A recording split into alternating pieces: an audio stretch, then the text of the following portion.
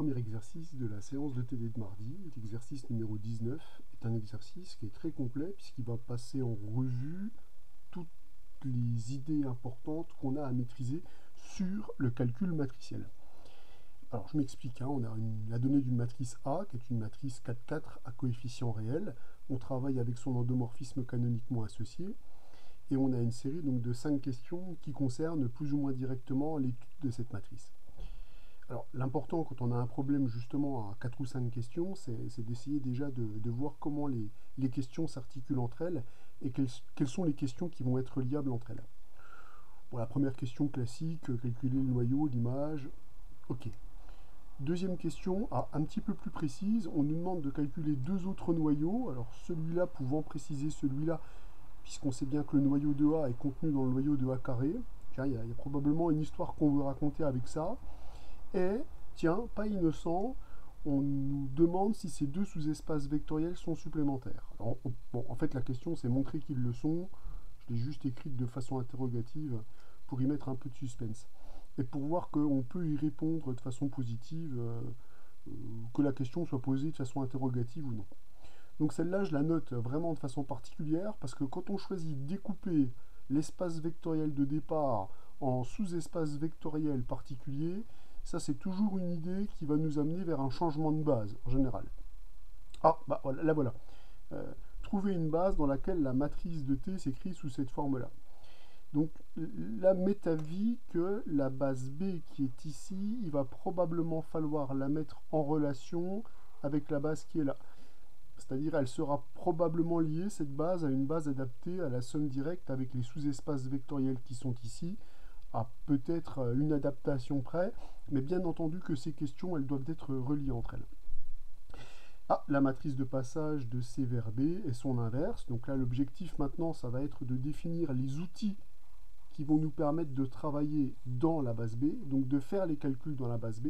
Donc là, on est en train de définir une base dans laquelle les calculs vont être visiblement plus simples, ce qui vient attester que la base canonique n'est pas la bonne base dans laquelle on va travailler avec l'application linéaire A. Et ensuite, maintenant qu'on a les outils pour faire les calculs dans la base B, on va répondre à une question. La question, c'est calculer la puissance n. On va dire, tiens, pour calculer la puissance n, je vais associer à la matrice A son endomorphisme canoniquement associé. Ah, puis tiens, je vais travailler dans une base où c'est plus sympathique. Je vais faire le calcul dans la base plus sympathique. Et boum, je vais revenir ensuite dans la base canonique. Donc évidemment, là, encore une fois, il y a un lien direct entre la question 4 et la question 5. Là, on nous donne la base dans laquelle il faut voir cette application linéaire. Là, on nous donne les outils qui nous permettent de passer de la bonne base à la base canonique. Et enfin, un problème qu'on a à résoudre, où on va travailler dans la bonne base avant de revenir dans la base canonique, puisque le but, c'est quand même de calculer la puissance n de la matrice A. Donc voilà l'analyse qu'on peut faire comme ça du sujet, sans rentrer dans le détail des questions, mais simplement pour comprendre comment les questions vont s'articuler entre elles. Pour la première question où nous allons déterminer une base du noyau et de l'image de A, pour moi cette question elle peut s'articuler en 3 points. Premier point, calcul du rang de la matrice A en utilisant par exemple des équivalences par ligne, et on sait que ces équivalences par ligne, elles conservent le noyau. Deuxième chose, maintenant qu'on a le rang de la matrice, on peut donc calculer une base de l'image de A, puisque maintenant qu'on connaît la dimension de cet espace vectoriel, en calculer une base, c'est évidemment beaucoup plus simple, puisqu'on aura tous les outils de la dimension. Et enfin, calculer une base du noyau de A, puisqu'on sait que maintenant, connaissant une base de l'image, il est facile de calculer la dimension du noyau et d'obtenir plus facilement une base de ce noyau. Donc voilà comment on peut définir, comment on peut articuler cette question. À l'aide de ces deux opérations sur les lignes, on constate que la matrice A est équivalente par ligne à cette matrice, qui est une matrice de rang 3, puisqu'elle est échelonnée, pas réduite, mais elle est échelonnée, et on sait que pour le rang ça suffit. Elle est échelonnée par ligne et possède 3 pivots. Donc on peut déjà statuer que le rang de la matrice A, eh bien, il est égal à 3. Donc, comme le rang d'une matrice, c'est le rang de toute application linéaire qui la représente dans n'importe quelle base, donc en particulier c'est le rang de l'application linéaire A, puisque A c'est l'endomorphisme canoniquement associé à la matrice A. Donc on peut dès lors dire que l'image de A est de dimension 3, donc la dimension de l'image de A vaut 3. Hein. La dimension de l'image de A donc, est égale à 3. Alors, là maintenant, ça va être intéressant de mener, on va dire, simultanément la discussion qui porte sur le noyau et sur l'image. Alors, je m'explique. On peut relier les deux très facilement via la formule du rang, puisqu'on sait que la formule du rang dit que la dimension de l'espace vectoriel de départ de A, c'est-à-dire 4, est égale à la dimension du noyau plus la dimension de l'image, ce qui donne directement que la dimension du noyau, c'est donc 4 moins 3, c'est 1. Alors on sait qu'on a vu dans les exercices qu'on peut relier évidemment la recherche du noyau et la recherche de l'image, et on avait vu même que deux matrices qui sont équivalentes par ligne ont le même noyau, ce qui va nous permettre de regarder cette matrice-là avec un œil neuf. Donc là, on voit a priori qu'il y a quelque chose à faire avec ces colonnes, donc il y a probablement quelque chose à faire avec ces colonnes-là. Effectivement, quand on regarde les deux premières colonnes de la matrice, qui représentent chacune l'image du premier vecteur de base et ici l'image du deuxième vecteur de base, donc on récupère que A de E1 plus A de E2 est égal au vecteur nul de R4, c'est-à-dire que comme A est linéaire, A plus E1 plus E2 est égal au vecteur nul de R4, ce qui prouve que E1 plus E2 est un vecteur qui est dans le noyau de A. Donc comme le noyau de A est une droite vectorielle et qu'on vient de trouver un vecteur non nul de cette droite vectorielle, on récupère donc que le noyau de A, c'est l'espace vectoriel engendré par le vecteur qu'on a récupéré ici, le vecteur E1 plus E2. Alors ici, comme on travaille dans la base canonique de R4, on peut aussi dire que c'est l'espace vectoriel engendré par le vecteur de coordonnées 1, 1, 0, 0. Ici, on peut évidemment manipuler des quadruplets, puisqu'on travaille dans la base canonique de R4, il n'y a aucun problème à faire ça. Donc vous voyez que cette information sur les colonnes, hein, qu'on a directement traduite grâce à cette relation-là, nous a permis justement de faire un travail très intéressant sur le noyau. La dimension et trouver un vecteur gratuitement du noyau nous a permis directement de trouver une base de ce fameux noyau. Mais la relation que je viens d'encadrer en rouge n'a pas complètement livré tous ses secrets. Je m'explique. On sait aussi, ça c'est un théorème du cours, que l'on connaît toujours une famille génératrice de l'image de A lorsque l'espace vectoriel de départ est de dimension finie. On sait qu'une famille génératrice de l'image est donnée par l'image des vecteurs de base de la base de départ. Donc ici, en l'occurrence, les vecteurs A2E1, A2E2, A2E3, A2E4. On sait bien que cette famille génératrice n'est pas une famille libre, puisqu'on vient de montrer que la dimension de l'image de A, c'est 3. Ce qui veut donc dire qu'il y a probablement parmi les vecteurs de cette famille un vecteur inutile. Et c'est justement la relation en rouge qui va nous permettre de chasser l'un des vecteurs du système générateur. Je m'explique. Là, on vient de voir que le vecteur A de E2 est égal à l'opposé du vecteur A de E1. Or, on sait que lorsque l'un des vecteurs de la famille s'exprime comme combinaison linéaire des autres vecteurs, et c'est bien des autres, puisque c'est moins 1 fois celui-là, plus 0 fois celui-là, plus 0 fois celui-là, on peut donc le chasser de la famille génératrice. Donc, en supprimant ce vecteur-là de la famille génératrice, on obtient encore une famille génératrice de l'image. Ce qui veut donc dire que l'image de A, c'est l'espace vectoriel, si on le veut, engendré par les vecteurs A de E1, A de E3 et A de E4. Donc, la famille que l'on vient de mettre en évidence ici, cette fois-ci, c'est une famille à 3 vecteurs, qui est génératrice d'un espace de dimension 3. Donc là, on peut dire que la famille A de E1, A de E3 et A de E4 possède 3 vecteurs dans un espace vectoriel de dimension 3. Or, cette famille-là, elle est également génératrice d'après ce qu'on vient de dire juste au-dessus. Donc la famille A2E1, A2E2, A2E4 est génératrice, par théorème du cours, de l'image de A. Eh bien, le fait d'avoir trouvé une famille génératrice de l'image de A qui possède 3 vecteurs dans un espace de dimension 3 permet de dire que c'est une base de l'image de A. Donc voilà, la première question. Voilà, l'ordre dans lequel on a traité les choses est très important. On choisit déjà un argument pour déterminer le rang, puis on sait après qu'on peut calculer le noyau et l'image. Le calcul du noyau et de l'image sont évidemment reliés par la formule du rang et par le fait que la découverte d'un vecteur dans le noyau donne directement une relation de dépendance sur les vecteurs de l'image. Ce qui est très intéressant et très important à bien photographier. Pour calculer une base du noyau de A rond A et du noyau de A moins identité rond A moins identité, on va rappeler A carré et A moins identité au carré, il nous faut évidemment des renseignements sur ces deux applications linéaires. Nous, ce qu'on connaît pour l'instant, c'est le fait que la matrice grand A ici, c'est la matrice dans la base canonique de l'application petit a. Donc on voit tout de suite que pour chercher le noyau de cette application linéaire et le noyau de cette application linéaire, on va devoir raisonner matriciellement. Alors, en utilisant les propriétés fondamentales du calcul matriciel relié aux applications linéaires, on sait que le carré de cette matrice-là, ça va être la matrice de l'application A rond A.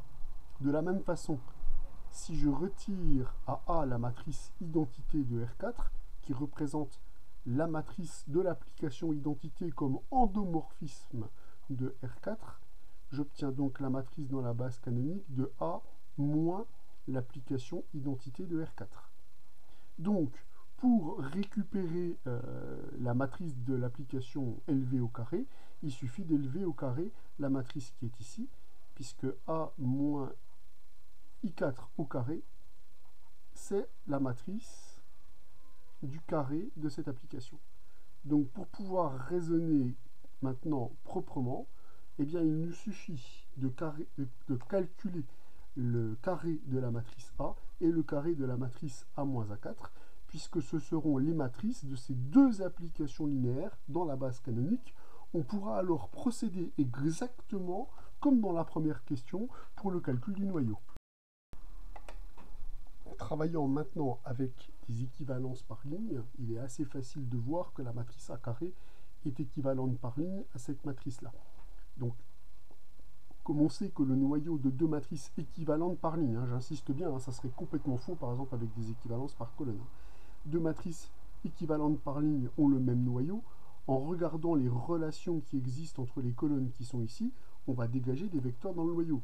On s'aperçoit effectivement qu'en additionnant les deux colonnes qui sont là, on obtient 0. Ce qui veut donc dire qu'en additionnant les colonnes qui sont ici, on obtient aussi 0. Comme ces colonnes représentent ici respectivement A2 de E1, A2 de E2, A2 de E3, A2 de E4, on va assez facilement découvrir des relations qui pèsent sur le noyau, mais pas que, puisque ce noyau, on aura aussi la dimension. Donc là, vous voyez déjà par lecture matricielle que la somme de ces deux colonnes étant nulle, vous récupérez que le vecteur E2 plus E1 est un vecteur qui est dans le noyau de A carré. Ça, c'est intéressant. C'est intéressant. C'est doublement intéressant, c'est parce que c'était un vecteur dans le noyau de A. Donc on savait bien que c'était un vecteur qui était dans le noyau de A carré. Mais on en récupère un autre. Si on veut continuer à raisonner, par exemple, par rapport à ces vecteurs-là, leur somme, la somme des colonnes ici est également nulle. Donc vous récupérez également que le vecteur E2 plus E3 est un vecteur qui est dans le noyau de A carré. Donc ces deux vecteurs sont évidemment non proportionnels.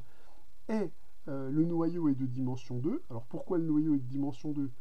Parce que la matrice A carré, lorsqu'on l'a échelonnée par ligne, on obtient deux pivots, donc elle est de rang 2. La dimension du noyau est donc de dimension 4 moins 2. Il est de dimension 2. On vient de trouver deux vecteurs linéairement indépendants dans le noyau, les deux vecteurs qu'on a signalés ici. On vient donc de trouver une famille libre à deux vecteurs dans un espace de dimension 2. C'est donc une base du noyau. et le problème est réglé. On peut donc maintenant écrire noir sur blanc ce qu'on avait constaté sur les calculs précédents, un calcul qu'on avait effectué à l'instant. Le rang de la matrice A carré vaut 2, donc on en avait déduit que le rang de l'application linéaire canoniquement associée valait 2 également, puisque le rang de l'application linéaire, c'est le rang de la matrice qui la représente, pas d'une matrice qui la représente. La formule du rang nous donnait que la dimension du noyau de A rond A était égale à 2. Or, on avait réussi à voir directement en regardant les colonnes de cette matrice, et donc de cette matrice, puisque l'équivalence par ligne conserve le noyau, on avait réussi à déterminer deux vecteurs linéairement indépendants du noyau. Comme on a trouvé deux vecteurs linéairement indépendants dans un espace de dimension 2, on obtient donc une base du noyau de A et c'est réglé. Alors évidemment, on va faire exactement la même chose pour trouver une base du noyau de A moins identité au carré. Le point de départ, ça va être évidemment le calcul des matrices pour pouvoir effectuer strictement le même raisonnement. Alors, une fois ce calcul effectué, le calcul de la matrice A moins identité 4, qui est la matrice de l'application petit a moins l'application identité de R4 et de son carré, donc qui représente justement l'application linéaire dont on veut déterminer le noyau. Donc on sait que si cette application linéaire, je l'appelle petit b juste l'espace d'un instant, ici vous avez b de E1, ici b de E2, b de E3, b de E4, puisque c'est la matrice dans la base canonique de cette application. Et nous, ce qu'on nous demande, c'est de déterminer une base du noyau de cette application linéaire. Donc comme on a sa matrice, on va pouvoir raisonner matriciellement. Et là, je vais me permettre d'aller encore un tout petit peu plus vite. Pourquoi ? Parce qu'il y a déjà des évidences matricielles. La première des évidences matricielles, c'est cette colonne-là, qui est une colonne nulle, qui va donc nous donner directement le fait que le vecteur b de E1 est égal au vecteur nul de R4, et donc déjà le vecteur E1 est dans le noyau de B, le noyau de l'application que l'on cherche à déterminer. Ça, c'est gratuit. Il est assez facile, c'était déjà facile de voir ici, qu'il se passe aussi quelque chose avec ces deux colonnes. Effectivement, les deux colonnes qui sont ici, elles sont juste opposées. Ce qui veut donc dire que si j'additionne B de E3 et B de E4, ces deux vecteurs-là, ben, je vais récupérer le vecteur nul de R4. Ce qui permet de dire par linéarité de B que E3 plus E4 appartient au noyau de l'application linéaire B. On vient donc de trouver deux vecteurs non nuls dans le noyau de B, de vecteurs non nuls et linéairement indépendants. Donc on peut déjà dire que comme cette famille est libre, la dimension du noyau de B, elle est nécessairement supérieure ou égale à 2. Puisque si mon espace vectoriel contient une famille libre à deux vecteurs, sa dimension, qui est le nombre de vecteurs d'une base, est forcément plus grande. Donc ça, c'est déjà le premier point. Donc ça signifie que le rang, ou si vous préférez la dimension de l'image de B, elle va donc être inférieure ou égale à 2. Ça, c'est la formule du rang, puisque je sais que la somme entre la dimension du noyau et de l'image, ça fait 4. Donc s'il y en a une qui est plus grande que 2, l'autre est plus petite que 2. Seulement, on peut constater, par exemple, avec la colonne qui est ici et avec la colonne qui est ici, que ces deux colonnes, elles forment une famille libre. Donc je récupère, toujours par lecture matricielle, c'est absolument incroyable ce qu'on peut faire par lecture matricielle. Bon, après, il faut le rédiger. Je vois que les deux vecteurs colonnes qui sont ici ne sont pas proportionnels. Ces deux vecteurs colonnes, c'est le vecteur B de E2 et B de E3. Donc cette famille-là, elle est libre. Mais c'est une famille libre de vecteurs de l'image. De vecteurs de l'image de B. Donc je peux assurer que la dimension de l'image de B, elle est donc aussi supérieure ou égale à 2, puisque si l'image de B contient une famille libre à deux vecteurs, sa dimension est plus grande que 2. Moralité, j'obtiens que la dimension de l'image de B, elle est plus petite que 2 par la formule du rang et plus grande que 2 avec l'argument qu'on vient de donner sur les colonnes de cette matrice. Donc la dimension de l'image de B, elle est égale à 2. Mais si la dimension de l'image de B est égale à 2, la dimension du noyau de B est également égale à 2. Toujours par la même formule du rang. Donc là, on peut conclure magnifiquement. On peut donc conclure magnifiquement que l'on vient de trouver deux vecteurs qui sont linéairement indépendants dans un espace vectoriel de dimension 2. Ah bah, une fois qu'on a trouvé deux vecteurs linéairement indépendants dans un espace vectoriel de dimension 2, eh bien c'est qu'on a obtenu une base de cet espace vectoriel. Donc on peut maintenant conclure que la famille qui est formée du vecteur E1 et du vecteur, je ne me rappelle plus, E3 plus E4, cette famille-là, c'est une base. Alors maintenant, je peux redonner un nom à mon application. Son nom d'origine, c'est une base de l'identité de A moins identité au carré. Et donc la question 2 est déjà bien entamée. Alors on nous demande ensuite, a-t-on ces deux sous-espaces vectoriels supplémentaires de R4? Alors il y a plein de façons de faire, mais maintenant on a des outils qui ont un peu évolué, et peut-être que ces outils vont nous permettre d'aller un petit peu plus vite. Alors qu'est-ce qu'on peut envisager? Déjà, je sais que lui est de dimension 2 et lui est de dimension 2, donc je pourrais dire, comme la somme des dimensions, c'est la dimension de R4, il suffit de démontrer que la somme est égale à R4. Ou, il suffit de montrer que l'intersection est réduite à 0. Ou, deuxième voie, on a des bases de chacun de ces espaces vectoriels. On a trouvé une base du noyau de A2 et on a trouvé une base du noyau de A moins identité au carré. On sait que si on montre qu'en réunissant une base de lui et une base de lui, j'obtiens une base de R4, alors j'aurai deux sous-espaces vectoriels supplémentaires. Et les bases que j'ai obtenues deviendraient une base adaptée à ces sous-espaces vectoriels supplémentaires. Sauf que on a des outils maintenant très efficaces pour montrer qu'une famille de vecteurs est une base, le déterminant. Alors l'objectif, c'est de montrer donc en réunissant une base de l'image, enfin de ce noyau et une base de ce noyau, j'obtiens une base de R4. Donc je vais calculer le déterminant de cette famille de vecteurs dans la base canonique, puisqu'ils sont exprimés dans la base canonique. Donc je forme le déterminant en écrivant les coordonnées de E1 plus E2 dans la base canonique. Comme c'est déjà les vecteurs de la base canonique, ici ça me fait 1, 1, 0, 0. Les composantes de lui, c'est 0, 1, 1, 0. Les composantes de lui, c'est 1, 0, 0, 0. Et les composantes du petit dernier ici, c'est 0, 0, 1, 1. Donc pour pouvoir calculer ce déterminant, je vais un petit peu empiéter sur le cours de mercredi. Ça vous en donnera un exemple d'application. Je vais faire ce que j'appelle un développement selon une colonne. Donc j'ai une formule qui me permet de calculer, de me ramener au déterminant d'une matrice de taille 4, 4 à partir d'une déterminant d'une matrice de taille... j'ai une formule qui me permet de ramener le calcul d'un déterminant 4, 4 en fonction de déterminant de taille 3, 3. Alors comme cette colonne elle a un seul coefficient non nul, si je regarde le signe qui lui est affecté dans la méthode, vous le verrez, hein. Donc je vais récupérer que ce déterminant-là est égal à... Donc une fois le déterminant que j'obtiens en rayant cette ligne et cette colonne. Les autres coefficients étant nuls, c'est le seul déterminant qui va subsister.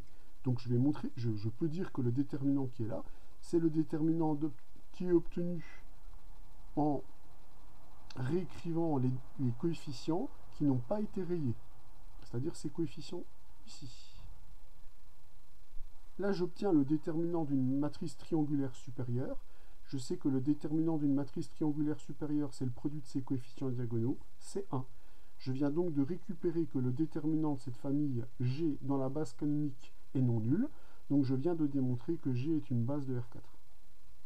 Et ça, si c'est pas du progrès, baf! Direct, rapide, efficace, mortel. Bilan. En réunissant ces deux bases-là, on obtient une base de R4.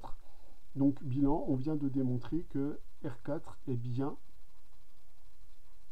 la somme directe du noyau de A carré et du noyau de A moins identité de R4 au carré. Donc ces deux sous-espaces vectoriels sont effectivement bien supplémentaires de R4. Alors on arrive à une question en général que vous n'aimez pas beaucoup, c'est montrer qu'il existe une base qu'on appelle B, dans laquelle la matrice de A dans la base B, c'est cette matrice-là. Hein. Donc ça, en général, vous n'aimez pas trop ce genre de questions, et pourtant, ce n'est pas une question difficile. il faut mettre le problème en équation. Donc on cherche une base de R4, enfin important, il faut qu'à la fin on obtienne une base, telle que la matrice de B dans cette base, ce soit cette base-là. La première chose à faire, c'est déjà d'écrire la légende, hein, comme je vous demande de le faire systématiquement. Donc là, je vais récupérer A de epsilon 1, A de epsilon 2, A de epsilon 3, A de epsilon 4. Ça sera donc décomposé dans epsilon 1, epsilon 2, epsilon 3, epsilon 4, puisque comme je prends la matrice d'un endomorphisme, je dois avoir la même base au départ et à l'arrivée. Et maintenant, je vais mettre le problème en équation, c'est-à-dire qu'est-ce que va devoir vérifier cette base-là. Donc on va regarder les équations qu'on obtient. On obtient que A de epsilon 1 doit être égal à 0, donc ce vecteur il sera nécessairement dans le noyau. A de epsilon 2, c'est un vecteur qui sera égal à epsilon 1, ce qui veut donc dire que pour epsilon 1, j'aurai deux conditions, c'est pas inintéressant. Pour le vecteur A de epsilon 3, je vais récupérer donc qui vaut epsilon 3, ça sera donc un vecteur invariant, et A de epsilon 4, ça va être égal à epsilon 3 plus epsilon 4. Donc voilà les conditions qui pèsent sur mon problème. Je dois avoir ceci et le fait évidemment que c'est une base de R4. Hein. Ça sera évidemment terriblement important et à vérifier. Bon, alors maintenant que j'ai mis mon problème en équation, il faut que j'essaye de voir si cette question est reliée aux questions précédentes, hein, ce qui serait quand même pas un scandale, notamment aux espaces vectoriels qui sont ici. Et la réponse est probablement que oui. Pourquoi? Parce que déjà, je constate que ces deux vecteurs-là sont reliés. Il faut trouver comment ils sont reliés. Ils sont reliés par le fait que lui étant dans le noyau de A, l'image par le vecteur qui est là par l'application A doit être nulle. Donc c'est bon donc dire que le vecteur epsilon 2, c'est un vecteur qui est dans le noyau de A carré. Donc là, j'ai un vecteur epsilon 1 qui est dans le noyau de l'application A, et j'ai un vecteur epsilon 2 qui est dans le noyau de l'application A2. Ce qui va faciliter les choses, c'est qu'on a déterminé des bases du noyau de A, du noyau de A2, ça on sait se débrouiller. Le vecteur qui est là, lui, il appartient à quoi? Eh bien, si vous retranchez epsilon 3, vous remarquez que epsilon 3, il est dans le noyau de A moins identité. C'est l'application que j'avais récupérée tout à l'heure. Donc là, vous récupérez que le vecteur epsilon 3 appartient au noyau de A moins identité de R4, et que lui, pour le même argument, si vous regardez bien, vous avez A moins identité de epsilon 4 qui est égal à epsilon 3. Donc si vous réappliquez A moins identité au vecteur que je viens de citer, je vais récupérer A moins identité de epsilon 3 qui est nul. Ce qui veut donc dire que le vecteur epsilon 4, il est dans le noyau de l'application itérée. A moins identité de R4 au carré. Hein. Donc ça, comment je le vois? Je réécris un chouïa plus. Si je passe epsilon 4 de ce côté, j'obtiens A moins identité de epsilon 4 qui est égal à epsilon 3. Et comme lui est dans le noyau de cette application, si je réapplique cette application, je vais récupérer le carré de celle-là est égal à 0. Donc la conclusion que j'ai écrite ici. Donc là, c'est quand même plutôt pas mal parce qu'on sait exactement où est-ce qu'on va devoir prendre ces vecteurs. De plus, rappelez-vous, on sait qu'on bénéficie de l'inclusion naturelle. Noyau de A est inclus dans noyau de A moins identité et noyau de A moins identité est inclus dans le noyau de A moins identité au carré. Donc on pourra évidemment se servir librement de ces inclusions-là pour pouvoir conclure. Et on voit que pour passer d'un noyau à l'autre, il suffit d'appliquer respectivement l'application A et l'application A moins identité pour se ramener dans le noyau des applications correspondantes. Donc maintenant, il va falloir construire avec tout ce qu'on sait sur le noyau de A et le noyau de A moins identité, et les noyaux qui sont ici, construire une base de notre espace vectoriel. Alors, dressons le bilan avec tous les calculs qu'on a fait précédemment. Hein. Donc le vecteur qui est là, le vecteur epsilon 2, c'est un vecteur qui est dans le noyau de A carré, mais qui n'est pas dans le noyau de A, puisque son image par A est nulle. Donc on doit prendre un vecteur qui est comme ça. Alors comme on a une base du noyau de A et une base du noyau de A carré, je vous rappelle que le noyau de A, c'était le vecteur E1 plus E2, qui est déjà dans le noyau de A carré, donc ce vecteur-là ne va pas convenir, puisqu'il est pas, je dois choisir un vecteur qui n'est pas dans le noyau de A. Le vecteur que je vais choisir comme premier vecteur de base, ça sera plutôt celui-ci. Donc je vais tout de suite prendre comme vecteur epsilon 2 le vecteur E2 plus E3. Du coup, je n'ai plus le choix pour le vecteur epsilon 1. Le vecteur epsilon 1 sera l'image par A de ce vecteur-là. Pour avoir son image, il suffit de calculer A de E2 plus A de E3. Donc il suffit que j'additionne les deux colonnes qui sont ici, puisque cette colonne représente A de E2 et cette colonne représente A de E3. En additionnant ces deux colonnes, on obtient 1, 1, 0, 0. Ça tombe bien, c'était le vecteur de base qu'on avait récupéré dans le noyau de A tout à l'heure. Donc voilà les deux premiers vecteurs que je prends pour epsilon 1 et epsilon 2. On va évidemment faire un raisonnement totalement semblable avec l'autre matrice en reprenant les calculs qu'on a effectivement effectués tout à l'heure. Je m'explique. On avait calculé, c'est pas cette feuille-là, je ne sais plus où elle est la feuille. Ouais, et je l'ai sous le nez peut-être. Non, pas du tout. Je ne l'ai pas sous le nez. Elle est là, je crois. Voilà, c'est cette feuille-là. On avait le noyau ici de cette application qui était formé par le vecteur E3 plus E4 et le noyau de l'application composée qui était formé par les vecteurs E1 et E3 plus E4. Donc, déjà, si je dois prendre un vecteur ici qui est dans le noyau de cette application mais qui n'est pas dans le noyau de A, on voit que ça serait assez intelligent de prendre le vecteur E1. Donc je vais poser comme vecteur epsilon 4 le vecteur E1 qui est bien dans le noyau de A moins identité au carré, mais pas dans le noyau de A moins identité. Et pour avoir la relation qui est ici, qu'est-ce qu'il me suffit de faire pour obtenir le vecteur epsilon 3? Eh bien pour le vecteur epsilon 3, je dois appliquer l'application A moins identité au vecteur E1. Mais ça, c'est gratuit, puisque là, j'ai la matrice dans la base canonique, et donc l'image de ce vecteur-là par l'application A moins identité, c'est le vecteur qui est ici, c'est E3 plus E4. Ouh là là, ça tombe bien, c'était bien un vecteur qui est dans le noyau, ça on l'a vérifié. Voilà, et en prenant ces quatre vecteurs-là, j'obtiens à coup sûr une base. Pourquoi? Parce que vous remarquez qu'on obtient exactement la famille G qui est ici. Et cette famille G, on a prouvé que c'est une base de R4. Donc on obtient G. Alors à l'ordre des vecteurs près, mais l'ordre des vecteurs ne modifie pas le fait que c'est une base. On obtient une base de R4, voire la question précédente. Donc voir la question, je crois que c'était la question 2 précédente. Donc là, on vient de noter que par construction, la famille qui est formée par epsilon 1, epsilon 2, epsilon 3, epsilon 4, par construction, c'est une base de R4, puisque c'est même une base adaptée à ces sous-espaces vectoriels supplémentaires. Donc on obtient en fait que la base B recherchée, c'est la famille epsilon 1, epsilon 2, epsilon 3, epsilon 4, avec les définitions qui sont ici pour les différents vecteurs. Et là, je peux constater que la matrice de cette application dans cette base fonctionne, puisque ici, par construction, A de epsilon 1 est nul, c'est un vecteur du noyau. Par construction, lui, son image, c'est le vecteur epsilon 1, c'est comme ça qu'on l'a déterminé. Lui est un vecteur dans le noyau de A moins identité au carré, et lui, c'est son image par l'application. Donc on récupère bien exactement les conditions qui sont ici, puisqu'on a bien la construction qui était voulue. Bah ça y est, on a trouvé notre base, et on va pouvoir passer à la question suivante. La question 4 est une question plus facile, il s'agit de déterminer la matrice de passage de la base C vers la base B. Donc la seule difficulté de cette question, c'est de ne pas se tromper dans l'ordre des bases. Et donc ça c'est quelque chose, je vous ai dit, il faut le savoir.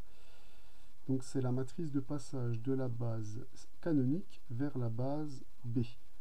Alors on sait que ça c'est les vecteurs de la base B qu'on va mettre en colonne. La base B c'est celle qu'on vient de déterminer, epsilon 1, epsilon 2, epsilon 3, epsilon 4, que l'on exprime dans la base canonique E1, E2, E3, E4. Donc on n'a plus qu'à calculer cette matrice de passage, donc on a les coordonnées qui sont ici. Le vecteur epsilon 1, ses coordonnées dans la base canonique, c'est 1, 1, 0, 0. Le vecteur epsilon 2, ses coordonnées dans la base canonique, c'est 0, 1, 1, 0, puis le vecteur epsilon 3, 1, 1, n'importe quoi, 0, 0, 1, 1, et enfin le vecteur epsilon 4, c'est 1, 0, 0, 0, puisque c'est le vecteur 1. On n'a plus maintenant qu'à calculer la matrice de passage de la base B vers la base C. Donc soit on dit que c'est l'inverse de cette matrice-là, ce qui est une possibilité, soit on regarde ce qu'on peut faire avec la définition de matrice de passage, puisqu'on sait que ces deux matrices sont inverses l'une de l'autre. Si je regarde la définition, cette fois-ci, qu'est-ce qui va changer?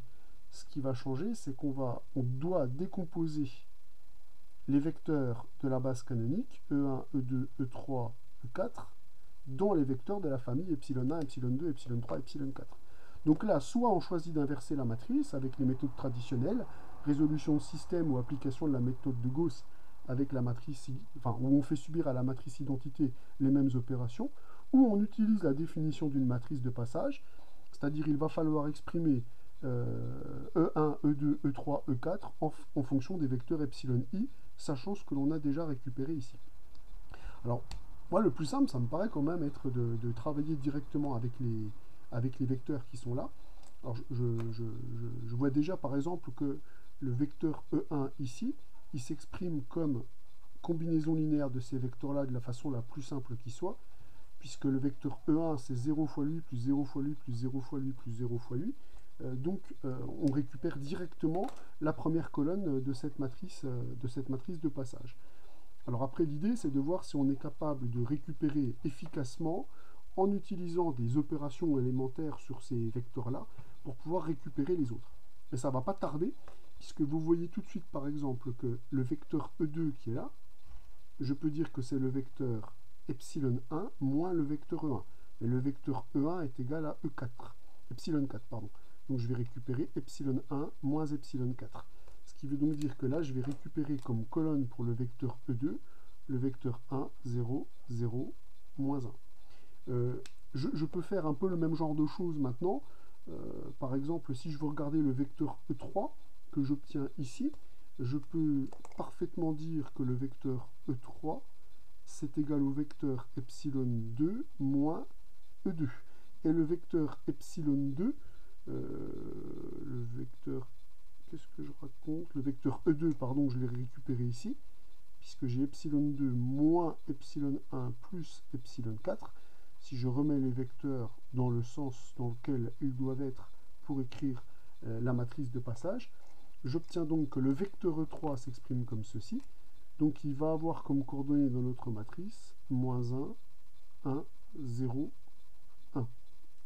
Et enfin, le petit dernier, le vecteur E4, que je vais aller pêcher là, c'est le seul endroit où il apparaît, eh bien c'est le vecteur epsilon 3 moins le vecteur E3. Vecteur E3 qu'on a déjà déterminé en fonction des vecteurs epsilon i. Donc je vais récupérer epsilon 3 plus epsilon 1 moins epsilon 2 moins epsilon 4. Attention au changement de signe. Et maintenant, je n'ai plus qu'à compléter avec la matrice. Donc attention à l'ordre des coordonnées. La coordonnée de epsilon 1, c'est 1. Celle de epsilon 2, c'est moins 1. Celle de epsilon 3, c'est 1. Et celle d'epsilon 4, c'est moins 1. Donc là, on vient de donner la matrice de passage sans calcul, simplement en exploitant sa définition, puisque soit je la vois comme l'inverse de cette matrice-là d'après le cours, soit j'applique la définition de cette matrice, qui est l'expression des coordonnées, enfin l'expression des vecteurs de la base canonique dans cette base-là, ce qu'on peut récupérer assez facilement vu que les expressions sont diablement simples. Donc on a trouvé la matrice de passage de la base B vers la base C et de la base C vers la base B. Passons à la dernière question maintenant de notre exercice, où ça va être de faire un calcul dans la bonne base. Donc on nous demande de calculer la matrice T puissance n, puis en déduire le calcul de A puissance n. Alors moi je vais déjà faire le lien entre les différentes matrices en appliquant le cours. Moi ce que je veux c'est calculer A puissance n. La matrice A c'est la matrice dans la base canonique de petit a. Et je vais déjà immédiatement la relier à la matrice T en faisant le changement de base. Donc là on écrit le changement de base avec les matrices. Donc on sait que les B vont avec les B et les C avec les C. Donc les C vont être à l'extérieur. Là, je reconnais des matrices que je connais. Et ici, on reconnaît avec les notations qu'on a prises. Là, la matrice qui est là, c'est la matrice P. Et là, c'est la matrice P-1. Donc, si je reprends les notations originelles, ici, j'ai la matrice A. Là, j'ai la matrice P. Là, j'ai la matrice T. Et là, j'ai la matrice P-1. Donc, les deux matrices sont évidemment semblables, puisqu'elles représentent le même endomorphisme dans des bases différentes. Et on a trouvé la matrice de passage qui les reliait. On voit du coup que le calcul de A puissance n va nous donner pt à la puissance n fois la matrice p-1. Donc déjà cette formule, elle nous permet de voir que on a bien a priori un lien entre le calcul de la matrice A puissance n et de la matrice T puissance n. Et on voit qu'en calculant T puissance n, le calcul de l'autre matrice sera carrément automatique. Alors pour ça, il faut calculer les premières puissances de T. Et on va voir que la géométrie de cette matrice va considérablement simplifier les choses. Alors, si j'écris déjà la matrice, on constate qu'elle fonctionne par bloc. Et on va voir que les calculs de puissance fonctionnent parfaitement par bloc. Alors je m'explique. Qu'est-ce que j'appelle des blocs? Ce que j'appelle des blocs ici, c'est que vous avez des blocs de zéro qui se dégagent. Et ces blocs de zéro là, ils vont montrer que les calculs de puissance, ils ne vont se faire finalement que par rapport aux blocs qui sont non nuls. Alors après, on peut faire les calculs sans jamais remarquer ça, hein, bien sûr. Hein, c'est totalement possible, mais c'est bien de le remarquer parce que ça va nous ramener à des matrices de 2. Alors, si je fais le produit ici des matrices, qu'est-ce que je vais constater? Je vais constater que quand je multiplie cette ligne par cette colonne, la présence de 0 ici fait que les produits vont seulement faire intervenir la matrice qui est là et la matrice qui est là. Donc ce qu'on va récupérer ici, c'est de toute façon, quand je multiplie cette ligne par cette colonne, ici que des 0 puisque cette colonne est nulle, et quand je multiplie cette ligne par cette colonne, je vais récupérer également 0. 0, 0, 0. Tiens, j'obtiens deux colonnes nulles. Ce qui veut donc dire que dorénavant, les deux colonnes de cette matrice vont être nulles. Et ensuite, si je fais les autres produits, je vais récupérer cette ligne multipliée par cette colonne. Je vois que les termes qui sont ici, comme ils sont nuls, ils ne vont pas intervenir dans le produit. Et ce qui va intervenir dans le produit, c'est le produit de cette ligne par cette colonne-là. C'est-à-dire, c'est un petit peu comme si je faisais un produit matriciel de ces deux matrices-là. Donc ça, je vais quand même voir que je peux m'en servir. Donc je sais que déjà en multipliant ça par ça, comme là j'ai des zéros, ça va annuler ces termes-là. Et les zéros ici vont annuler ces termes-là. Donc j'aurai forcément des zéros dans cette partie-là. La géométrie des matrices permet de le voir très facilement. Et ici, je vais récupérer donc cette ligne multipliée par cette colonne, ce qui revient à multiplier cette ligne et cette colonne. Je l'ai déjà dit, donc 1. Ici, je vais récupérer 2. Ici, je vais récupérer 0. Et ici, je vais récupérer 1. Et vous remarquez, en fait, que la matrice qui est là, c'est simplement le produit de cette matrice qui est là et de cette matrice qui est là. Alors on peut continuer comme ça les calculs. Là évidemment les calculs vont aller maintenant terriblement vite vu la forme de la matrice. Donc si je réécris ici la matrice T,